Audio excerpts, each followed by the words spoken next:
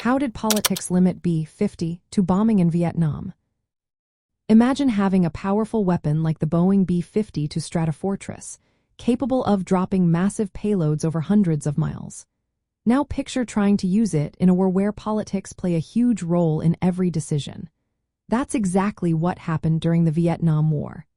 The United States had these giant bombers ready to strike, but political concerns kept them from flying freely. The government was worried about escalating the war, so they set strict rules about where and when these planes could attack. They didn't want to hit city centers like Han or Haiphong because that could kill many civilians and cause international outrage. So, they only targeted military sites, supply routes, and logistical points, which limited how much damage the B-52s could do. President Lyndon Baines Johnson closely watched the bombing campaigns. He and his advisors had to approve every target, which slowed down the process and added layers of restrictions.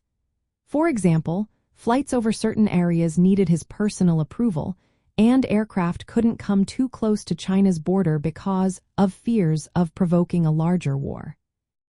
This micromanagement meant that even though the B-52s could carry over 100,000 pounds of bombs, their missions were carefully controlled and often limited in scope.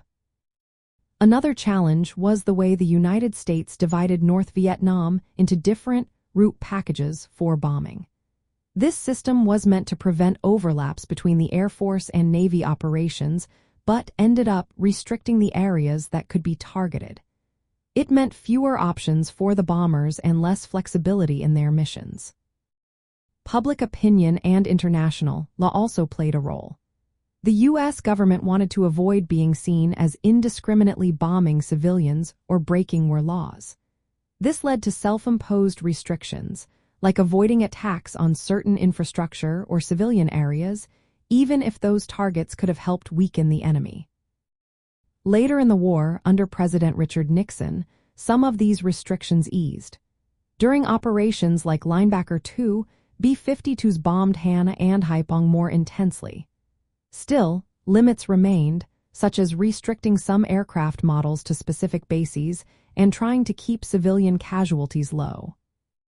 In the end, political concerns shaped how the B-52s could be used in Vietnam. They had the firepower, but political fears about escalation, international opinion, and legal issues kept their use tightly controlled. This meant the bombers couldn't always be used to their full potential, making their role in the war more about political messaging than pure military strength.